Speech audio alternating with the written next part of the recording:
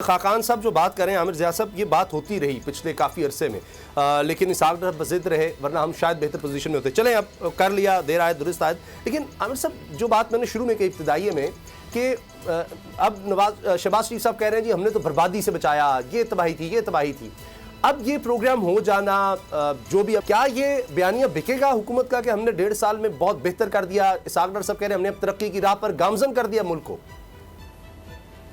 ख्याल में ये जो बयानिया है, ये जो दावा है कि जी मईशत को इन्होंने ठीक किया, पहले तो समझना ही चाहिए कि हम इस हाल में क्यों पहुंचे। उसकी बहुत बड़ी वजह थी, मुल्क में सियासी अदम इस्तेकाम था और लोगों के पास भी सवाली निशान था कि इस मुल्क का मुस्तकबिल क्या होगा। तो पॉलिटिकल इंस्टेबिलिटी से हमारा जो इकोनॉमी है उसके जो चैलेंजेस थे वो मजीद एग्रेवेट हो गए। आप याद कीजिए कि जो माली साल मतलब पीटीआई के दौर में खत्म हुआ था, उसके कम से कम जो ब्रॉड इशारे थे वो मुस्बत थे। उसमें उनकी ग्रोथ भी 6.1 थी। इन्फ्लेशन जिसको हम 11-12% पे आज उस वक्त रोया जाता था, अब तो माशाल्लाह 20% से ऊपर है। पिछले माह की अगर आप देखें 40% तक गई है। तो वो माशी इशारे ठीक थे, लेकिन उस इकोनॉमी के साथ प्रॉब्लम ये थी जो पीटीआई की मैनेजमेंट थी कि हमारी कहते हैं ना साइकिल चलता है बूम और बस्ट का, कि जब भी आपकी ग्रोथ होती है और जब भी आपकी डिमांड बहुत ज्यादा बढ़ती है तो हमारा बैलेंस ऑफ पेमेंट का क्राइसिस खड़ा हो जाता है। ये पीटीआई की हुकूमत में पहली बार नहीं हुआ, हर मरतबा ऐसे ही हुआ। और जब भी कोई हुकूमत इलेक्शन ईयर के करीब आती है तो वो कोशिश करती है कि जी जरा सा लोगों को रिलीफ दे, इकोनॉमिक एक्टिविटी को ज्यादा जनरेट करे, और बजाय इसके कि उस वक्त जरा सा और हम संभल के रहते। वो जो पेट्रोलियम के उसके ऊपर जो इन्होंने वो दी थी, मतलब है कि कंसेशन जो दिया था लोगों को, सब्सिडी दी थी, उसकी वजह से हालात और खराब हुए।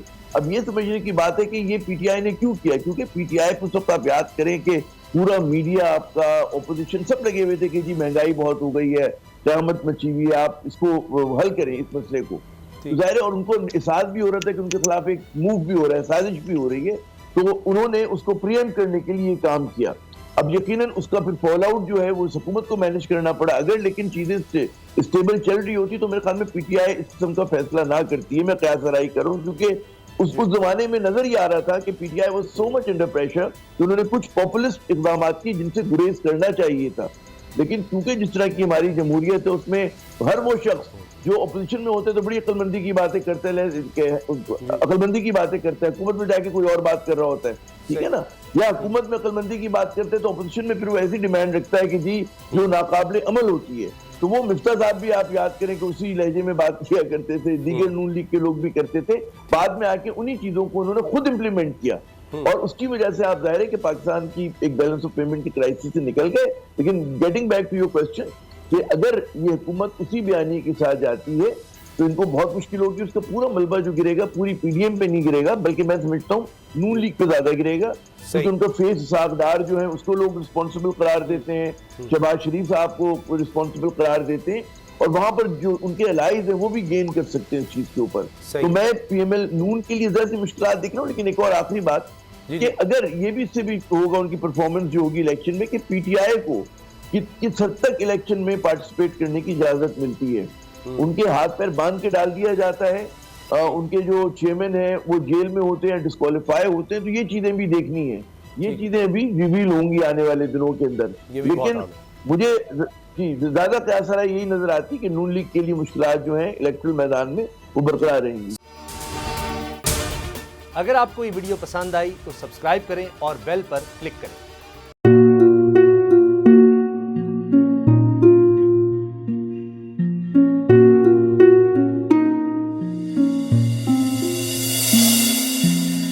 अपना घर यूं छोड़ के आखिर बोल किधर जाएगा। ये जो पड़ा है वक्त कड़ा है, वक्त गुजर जाएगा। अब जिंदगी फैसले की घड़ी, सारी मईशत किधर है खड़ी। करने पड़ेंगे कठिन फैसले, तुझ पे ये कैसी आन पड़ी।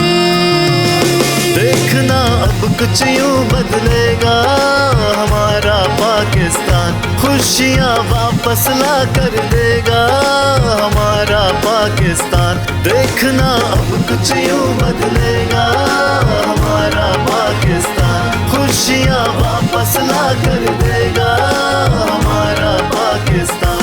देखना अपनी पहचान के लिए बोल, पाकिस्तान के लिए बोल, हमारा पाकिस्तान। मिशन मईशत। देखना